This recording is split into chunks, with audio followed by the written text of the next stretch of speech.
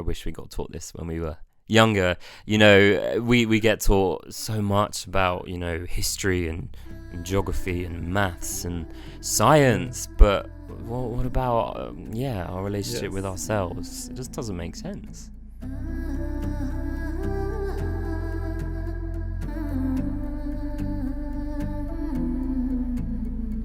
Hello and warm welcome to the Stories We Tell.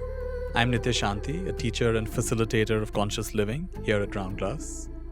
On this show, we share the gift of illuminating stories. Each week, you'll hear a life story from me and a special guest on a universal theme. Stories of self-acceptance, overcoming inconceivable odds, embracing change, and recognizing our limitless nature while honoring our humanity. Our journey is never finished, is it? Whether it's a journey toward health, wisdom, happiness, or what we call enlightenment, it's always a journey toward. We never actually get there. And that's okay. That's more than okay. That is something we have to acknowledge in order to move forward down the road. We need to let go of the idea that there'll be one day a happy ending where we'll be perfectly enlightened or we will never actually get anywhere. This unfolding never really stops. What I've learned from my experience is that there's a paradox in the sense that the journey is endless and yet the destination is now. For a long time, I had a sense that once I could figure something out, my mind was concentrated, or I had let go of certain patterns in my behavior, then I'd be done, I'd be fine, I'd be fit. And I realized that it's actually be coming back to the same place over and over again and seeing the place for the first time. I remember meeting one of my teachers and asking him, how come when we come for these retreats and we come for these intense meditation courses, then little by little the mind settles down and I feel so centered and I get these big insights, these blazing insights. But when I go back to my life, I'm not able to sustain it. It doesn't last. And he smiled and he said, you misunderstand practice and preparation. That you think when you're meditating or when you're chanting or when you're reading a spiritual book, that's practice. He said, but actually that's preparation. And practice happens in the moment when we hit those ups and downs in our life, when we come and encounter that part of our nature which is so difficult to deal with. That's where the practice happens. When we meet our impatience, we meet our anger, we meet our stubbornness, we meet our arrogance, we meet our fear. Those moments where the unwanted things happen and the wanted things don't happen, that's where the real practice happens. Everything else is preparation. And that really was a big support to me. Thinking like that was a big support to me. I once asked him, why do we practice? And I really like his answer. He said, we practice to practice. We don't practice to get anywhere. We just practice to practice. We do it for the sake of doing it. We don't do it in order to feel better or get better or become better. We do it for doing it. And that's the best approach. And so I've learned to, in my own way, have what's called a beginner's mind, Zen mind, beginner's mind. And the beginner's mind has infinite possibilities. The expert's mind has few. In India, we have this phrase, guru, someone who has become self-illuminated, someone who has all the answers. And I like to see myself more as a shuru. Shuru is a Hindi word for beginner. Someone who is a beginner, someone who's seeing things for the first time.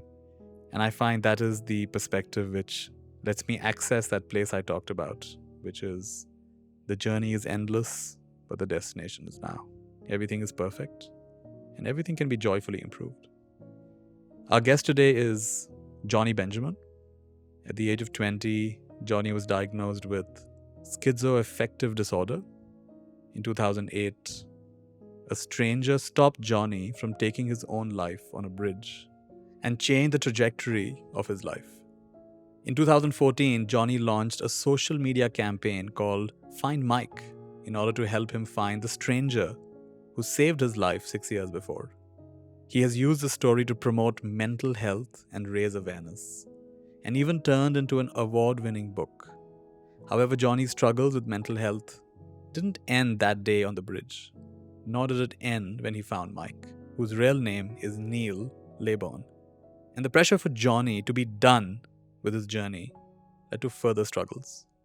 Jonny, thank you so much for joining us. And as I was researching your story and watching some of your interviews, it was very heartening to see how you're able to be so open and vulnerable about a topic that's so hard to discuss. And also, it was very inspiring for me personally to know about the work you're doing with schools and with so many youngsters, because I know they need this more than almost anybody else, and they suffer quite often in silence. So warm welcome. Thank you so much. What you mentioned before actually was, well, all of it was really, really interesting, but particularly the thing that you said about, being a guru. So when I went public with my mental health, this was a long time ago, and people weren't talking about mental health like they are today. For a time, I was kind of like a poster boy, as they call it, for particularly schizoaffective disorder. And so people would come to me, expecting all the answers, and not just individuals, but families, actually. Lots of desperate families. They want some sort of solution to help their loved ones. And that was really difficult. I felt a lot of pressure to provide these answers and solutions. And yeah, I covered up the fact that I was struggling with that. Right. I wish I'd have been honest that, because I'm a fixer. I want to fix things, particularly when people come to me and they're struggling or their family members are struggling.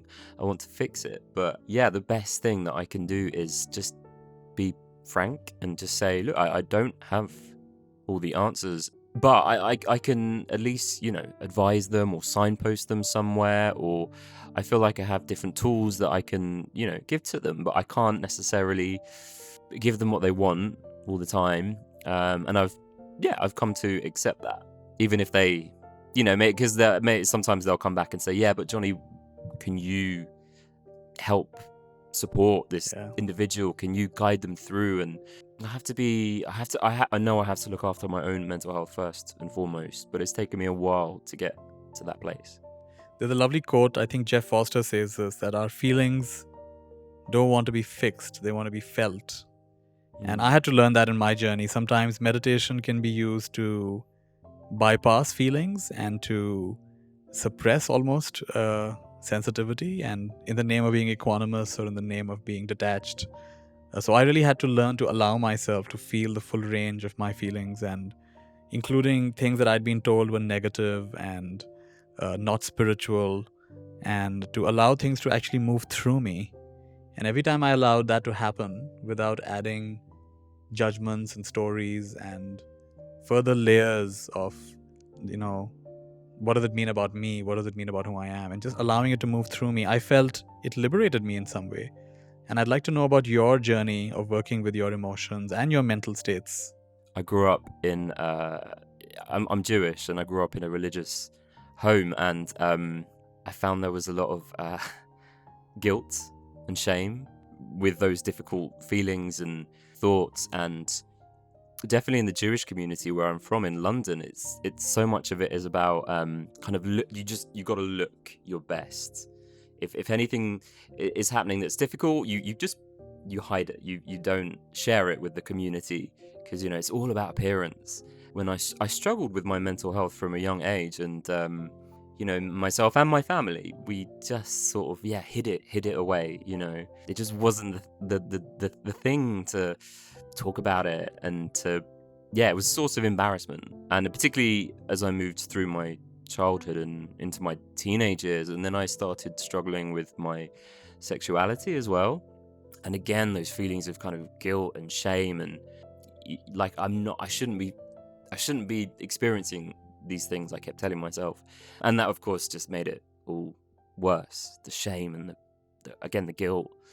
And teenage years are hard. They're really hard, I think, for everyone, but particularly when you have things going on that you've got to, or you feel you've got to bury and hide. It made life really difficult, really difficult. And I didn't have a place to process, or I didn't know how to talk. I didn't have the language back then. I don't know how I got through my teenage years, but I did. And obviously now I'm grateful for all those lessons that I learned, but at the time it was tough. It was really tough, actually. And does it help? Some people say being diagnosed is a great relief, and finally they can give it a name. And some people say that actually that becomes a bit of a cage. What's your experience with diagnosis? Particularly getting the diagnosis that I got schizoaffective disorder. The term schizophrenia, for me, it was a source of complete embarrassment and fear, and for people around me, I think, as well. I was put into a psychiatric hospital. I was given this diagnosis. I was given a lot of medication to take, and I felt I completely sort of lost myself. I didn't see a way out, and that's when obviously the thoughts of suicide came, because that felt like the only option, the only route to take at that point. It was all planned out. I had it planned out, and I said I needed a cigarette, and I didn't even have any cigarettes, but they let me out. And I ran as fast as I could. I was determined to run away and to go to a bridge, and that was it. Yeah. Really. Yeah. So this was January 2008. It was a really cold winter's day, and I wasn't wearing a jacket. I was only in a t-shirt. So yeah, it was obvious there was something not right here, and I was in this kind of bubble, this very strange sort of bubble, and then suddenly this guy was there next to me and trying to get through to me, and I wasn't very nice at first, to be honest, because he was disrupting me, but there was just something about him and his kind of gentleness and patience and groundedness that started to change something in me. At that point that he met me, I was actually on the edge of a bridge. You were. So yeah. Right. So all the signs kind of were there when he came and stood next to me, I guess. So I was in this hospital, and people wouldn't talk to me. They would just watch me, because I was suicidal, and they would watch me and they would give me medication, but no one was maybe willing to sit with whatever distress I was going through. They just wanted to. They just didn't want to hear it, essentially. Whereas the guy on the bridge actually asked questions and wanted me to talk and wasn't afraid of it. And I think it's difficult to listen to someone when they're in that state. It's really hard. But if you're able just to, again, just be grounded and stay calm and present and truly listen to the person that's in distress, it can make such a massive difference, and validate what they're going through and give them some hope and some the thing that with me, I needed to hear someone say, you're gonna get there, you're gonna get through this, and no one had said that to me before, because something as simple as that, as simple as saying that you're gonna get through this. I mean, he said it multiple times, and at first maybe I didn't, but then it did get through, because it felt like he was genuine, and he really did believe. No one else seemed to think. My family, my psychiatrist even was quite negative about my situation and my kind of outlook, but this guy on the bridge just seemed to have this real true belief that I would be okay, and he offered that to me, and I took it.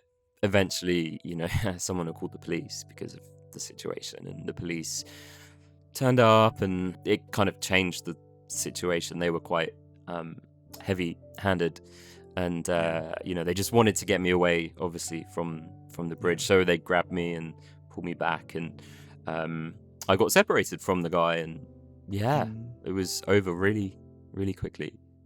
And then 6 years later, you began a campaign to find him. He could have been anywhere. He might not have come forwards, and it was a bit of a risk doing the campaign, to be honest. But I wanted the campaign to raise awareness, not just to find this guy, but to raise awareness of mental health and also suicide. Suicide is such a difficult subject to talk about, but we have to talk about it. We have to. For you to revisit this story so many times in all the interviews you give, what's it like for you to come back to it again? Do you feel that you're doing a service by doing this, or does it have an effect on you each time? It used to, yeah. It used to have a really quite profound impact on me, particularly, when I was reunited with Neil, and we actually started giving talks together because people wanted to hear our story. It was really hard at first, but again, I was covering it up. I was, I just said to myself, people need to hear this, and Jonny, just pull yourself together, and just get on with it. But I used to cry sometimes. I remember we gave a talk at Yale University in the US, and oh my gosh, I was not in a good place, and I just cried my way through that talk, and I just remember thinking, this isn't right. This isn't right. That I should still have this difficulty, and it's taken me a long time to actually have a separation from that moment on the bridge, and a lot of therapy. Actually, I've had quite a lot of therapy, and that's really helped, I think. I'm sure there have been so many lessons along the way for you, but I'm just putting myself in the shoes of maybe a teenager, or maybe someone who's also dealing with mental health issues, and just in very simple, grounded ways, as you are so grounded with all yours you've been through. What could be certain things that we can offer them in today's conversation that might help them? I keep coming back to listening, the power of listening. Young people aren't listened to enough, particularly when it comes to technology and social media. There's a lot that these young people are having to deal with at an early age. When we grew up, we didn't have social media, thankfully, or technology. But yeah, I just feel that young people too often are just shut down. They're just shut down, and people say, come on, just get off your phone, just stop playing with your phone. And we need to listen and understand what young people are going through when they are, on their phones, seeing the things that they see. There's some really difficult stuff that young people are seeing on Instagram or TikTok or whatever it is, whatever platform, and they need a space to process that. And not just social media or technology, but everything in the world that's happening and has happened, particularly in the last couple of years with, COVID. And, it's really impacting young people. And again, they're just not given enough space to talk and to be listened to. Also, there's so much focus, I think, on school and exams and pressures of academia. And when I go into schools and I talk to young people, I really just try and give them lots of space and time. I think is so key as well, to really share whatever's going on for them. And it's just, it doesn't happen enough in our world that we live in, and listening without judgment, and listening actively, and not trying to fix or sort something out, just really, truly, properly listening. You've been very open about the fact that both therapy and medication have been really important for you. And talking about therapy, is the therapy that you find helpful, is it mostly someone just listening to you patiently, or are there some other tools that you find particularly helpful? I have something called CFT, which is compassion focused therapy, which I found really useful. I used to have a lot of CBT, cognitive behavioral therapy, which is very much looking at thoughts and thought patterns, and it was useful. But I think for me, CFT, compassion focused therapy, which is holistic and looks at your relationship that you have with yourself, that's key. I think that's been the most helpful for me. I saw this TED Talk, Jonny, which said, what if there's nothing wrong with you? This TED Talk presents a very simple practice where we look in the mirror every day and we take our own name. So I'd say, Nithya, just for today, what if there's nothing wrong with you? And I found that so powerful, just looking in the mirror every day and just saying 3 times to myself, Nithya, just for today, what if there's nothing wrong with you? And whatever you're going through is what you're going through, and you don't have to compare with anybody else. And I found that to be a little way in which I can practice self-acceptance and self-compassion. Yeah, it's really powerful. I think doing mirror work, as you mentioned, I think it's so powerful. I could definitely speak from a place of being angry or jealous or sad or shame, but never like self love. So it took a lot of kindness from my therapist and words of encouragement and lots of mindfulness within our therapy session actually to get me to that place of self-compassion.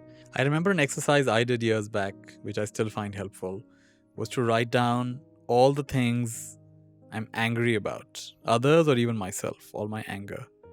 And then for each thing I'd listed, to ask myself, well, what am I afraid of? Because the idea is that behind every anger is some kind of fear that something shouldn't happen. Or if this keeps happening, something bad will happen. So identifying my fear behind the anger, and behind every fear, some unmet request, some unmet need, and then articulating that. And finally grounding it in love and appreciation. It was a shift from the voice of the inner critic, which is anger and fear, to the voice of the inner coach, which is requests and love. And that was something that helped me be a little bit more self-compassionate. I wish we got taught this when we were younger.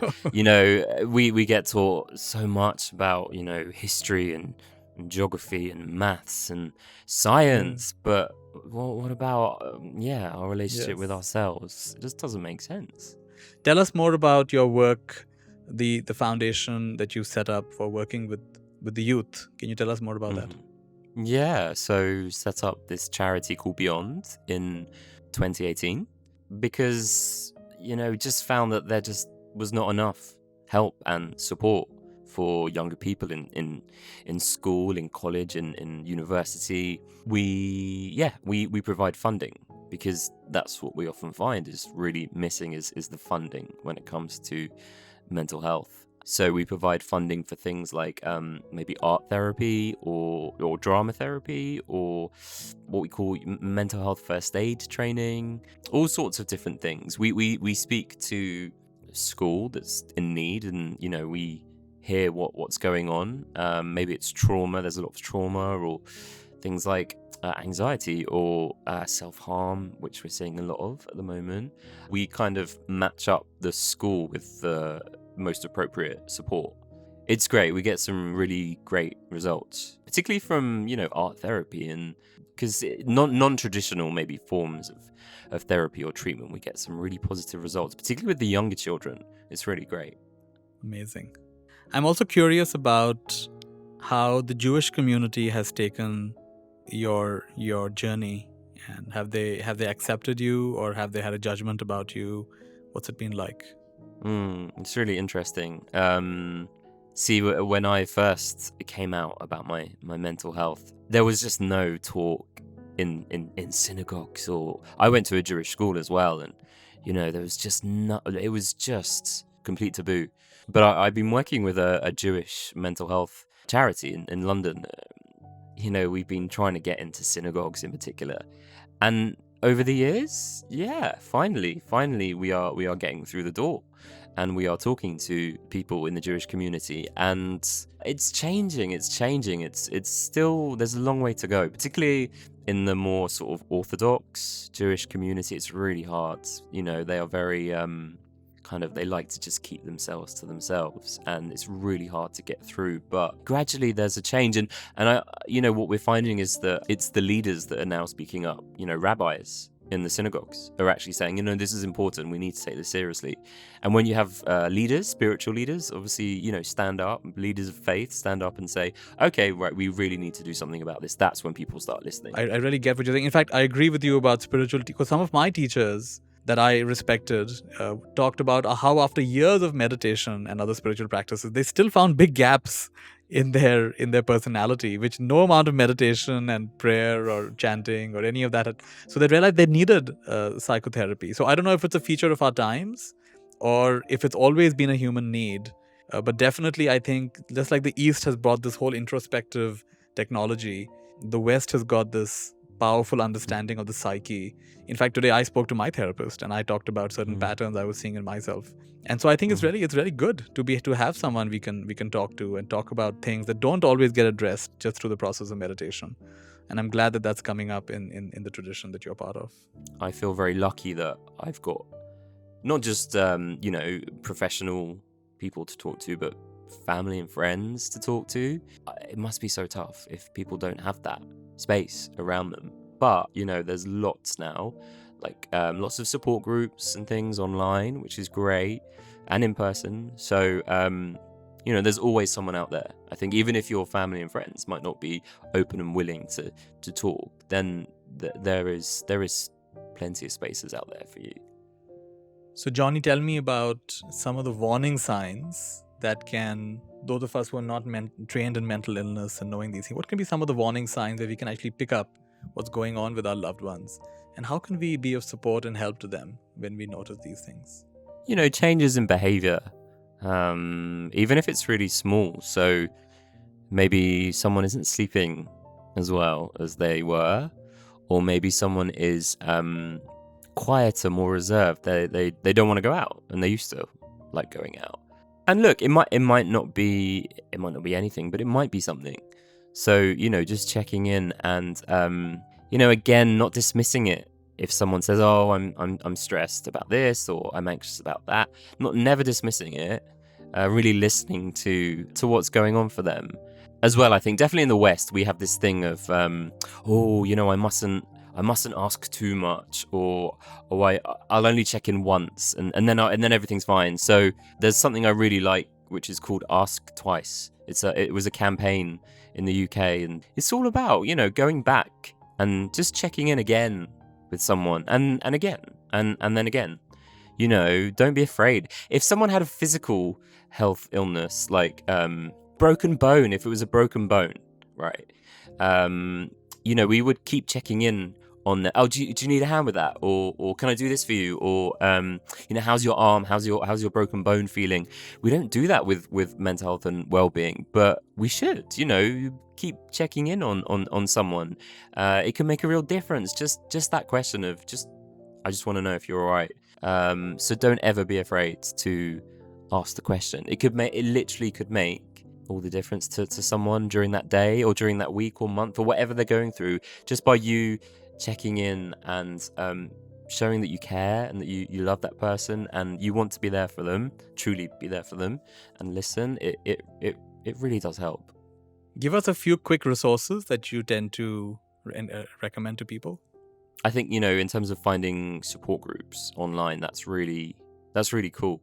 So there's something called Humen, which is actually a men's support group around the world, and it happens every week, and it's really powerful. Men join in from literally all over the world, and they share. And now they're opening up support spaces in person around the world, which is also really cool.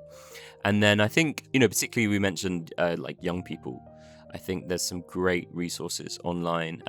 Organizations like Young Minds are not just there for the young people, but for the parents actually as well, who often are confused or don't understand. Maybe we didn't get any education at school around mental health. So what they're seeing now in young people, they need some help and support with. So Young Minds is great. They have great resources particularly for parents and teachers as well, because often teachers now are seeing things that they didn't get any training for. So it's a good one for them too. And then again, for young people themselves, there's something called The Mix. The Mix is a really cool organization that they're not afraid to talk about anything and everything that young people might worry about, from money to relationships, again, social media, how to navigate that online world. And they've got support groups and other young people to talk to peer-to-peer. So that's really useful. Also, there's an organization which I really love called United for Global Mental Health. There's never been a sort of global initiative on mental health that's really kind of properly worked, that's joined people. Because that's the thing with mental health that I find, is that so often things are in silos. People do something in one place and they repeat it in another place. Well, let's just work together and combine forces and act as one. And it's really powerful. United for Global Mental Health, what they're doing, they're trying to bring voices from every single part of the world together, to work together, to learn together. And I think it's really needed. That's amazing. That's a really great set of resources. Tell us about you've written 2 books. Tell us about that. Yeah, so the first book was called The Stranger on the Bridge, and that was essentially my story that you've heard some of. And then the second book is called The Book of Hope, and it's basically a collection of people's experiences of overcoming adversity and finding hope. It makes me really, really sad when I meet people, and I've met a lot of people that have kind of given up.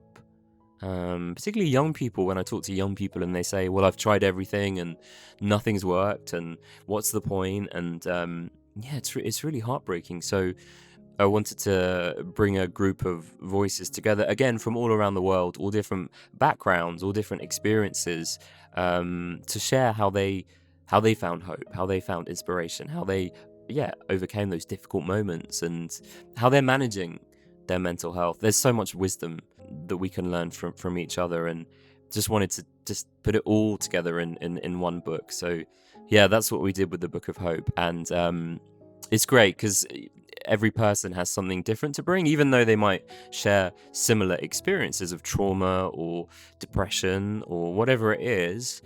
Everyone has their own unique way of coping that can learn from. So I've got a lot from the book, and hopefully other people will too. When you go back to your own book, The Book of Hope, can you think of any quote or story that you often think of that gives you encouragement? Yeah, there's a very special lady that I know who she set up something called Breathworks in the UK, in the north of England.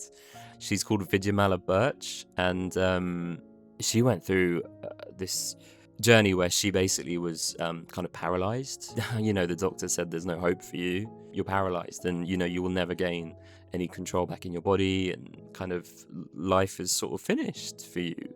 Gosh, she went through a lot, not just in terms of physical, but her mental kind of health as well because of that. But she said, no, I'm not going to let that defeat me. And she turned to things like mindfulness and meditation, and set up her own organization, and she just does the most incredible work. She has the most amazing, she's in pain, and she struggles physically a lot, and like many people in the book, they still have these ongoing both physical and mental health challenges, and yet they still have this incredible resilience. That's the word that I like to use, this resilience. And I know that term is used quite a lot, but I really see it in people in this book, the amazing resilience and spirit that people are still able to maintain, even in spite of these ongoing, particularly health challenges, to be able to find some hope within that, to know that you can still live a happy, fulfilling life even when you have ongoing health issues. It's something that other people need to hear. One of the things I found quite helpful is in organizations, there's so many meetings, and I encourage them before every meeting to just take a couple of minutes and do what's called a check-in. And everyone just shares how the day going, how are they feeling right now, what's going on. So humanize it a bit instead of just what is on the agenda and what have we got to get done. The simple act of checking in and checking out keeps it human and keeps the connection real, and gives at least a little bit of a space for people to talk about what's actually going on. That, okay, I'm in the meeting, but my kid's really unwell in the next room. And that's obviously affecting me. But unless you give me a chance to talk about that, I'll never talk about that. And you'll not understand why I'm distracted. And you'll kind of judge me for not being attentive. So that I find such a simple tools like that can go such a long way. Yeah, 100%. I also think, again, with this, you talked about the workplace and this culture of never switching off. I think we need to be, again, kinder to ourselves and stricter in terms of boundaries, shutting down the computer. Even if you've got emails that need to be sent, they can wait. They can wait. Maybe not all, but most of them can wait until the next day. I just think we live in this world where it's so much pressure to get everything done as soon as possible, and you have to be on all the time, and just taking breaks, like proper breaks, not just a break sitting at your desk eating a sandwich for lunch. I mean, like, go outside, be in nature, There's nothing more powerful than actually leaving your phone behind or not looking at your device while you're going through. I mean, at the moment in the UK, it's where I am, it's spring and the blossom is on the trees and the daffodils are out and everything's coming to life again, and let's not miss that opportunity to experience nature. So my last question for you is, as a Buddhist monk, I was conditioned to think of enlightenment as the final goal, and once you attain that, then you're done, and that's the end of the journey, and from after that it's all smooth and it's blissful. And I've had to reassess that and say, yes, there are levels of awakening and there are levels of integration. However, the project of being human doesn't really ever get over. And while it can get somewhat smoother and there can be more awareness and there can be more self-compassion, like you said, for me, I realize that it's an ongoing journey and process. And I want to ask you, do you sometimes fantasize that, there'll be a day when this will all be behind me and I'll finally be out of this illness and I'll finally be out of these mental health challenges, and do you sometimes fantasize about that, or have you come to peace with that this is the way it may be, and I'm going to get more and more skillful at working with it? It's taken a while. I always, I'm 35 now, and in my 20s and even my early 30s, I always wanted a quick fix. Particularly if I had a relapse. I've been into hospital a few times. It was always really, really tough because I would be in hospital, I would get out, and then I would just go back to my old ways of sort of being, Whereas I had my last relapse in the first lockdown in 2020, in the start of the pandemic, and that was really, really hard because of all the restrictions, in the hospital. And when I came out of hospital, I couldn't see people, and I spent a lot of time by myself when I was unwell. But I took a break. It forced me to take a proper break because I couldn't go anywhere. I was stuck in lockdown, and I've never done that before when I've been ill. I took months away from work, from my emails, from all of the things that were impacting my mental health. And I just realized at that point that I could overcome. I could always overcome, because that was really difficult. That one, because of the lockdown, because I was in a really dark place. And coming out of it, I just said to myself, look, I might become unwell again, and that's it might happen, and that's okay. And the point is, I can get through it. It's always been the fear of not knowing if I can get through it. But coming out of my last relapse and all my periods of illness, I know now that I really can get through any bout of schizophrenia, depression, whatever it is. I can overcome it. I have the tools I need now to persevere and to come out the other side. And just, I think, knowing that and believing it, that will get me through everything. That's so heartening and encouraging to hear, Jonny, and especially after what you've been through and the challenging time and how close you came to the edge. And I'm sure that's going to be encouraging for so many people. In my own journey, what helped me is recognizing that there is a body and there is a mind, but there is a dimension which is hard to describe, which is untouched by what's going on with my mind and body. And the more I have come to rest in that nameless, timeless dimension, I'm able to bear the fluctuations of my mind, my emotions, my body. Like for the last several days, I've been having a lot of knee pain, and I noticed how I'm not making stories around it. I'm not saying, what does it mean for the future? What's going to happen? It's just a knee pain, And I'm just liking the fact that I can accept my knee pain and not make a big deal around it. And at some point I may need to show it to a doctor, whatever.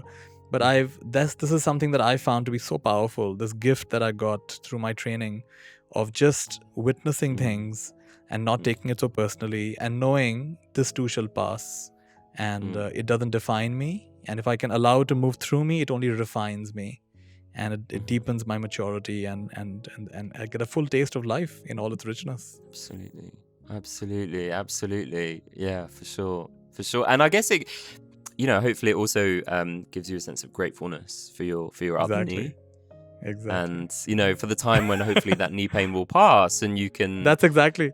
Today I was saying, why am I focusing? Why am I not focusing on the other knee? The other knee is doing well. That's what I need to focus on. Jonny, where can people find more of your work? Just my website, johnnybenjamin.co.uk, and the charity that I set up is called Beyond, and it's wearebeyond.org.uk, and everything you can find on there. Thank you so much, Jonny, for sharing with so much of honesty and vulnerability about a difficult topic. And I think you're really being a role model for all of us to be more open and upfront about what we're going through. I've really felt enriched listening to you and having this conversation. Thank you all for listening. Tune in next week for a brand new episode of Stories We Tell. Don't forget to rate and review wherever you get your podcasts. And if you're looking for new ways to explore conscious living, then please subscribe and join me on the Round Glass Living app.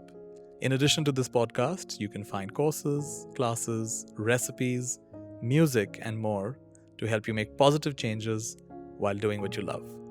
Until next time, I'm Nithya Shanti. Goodbye.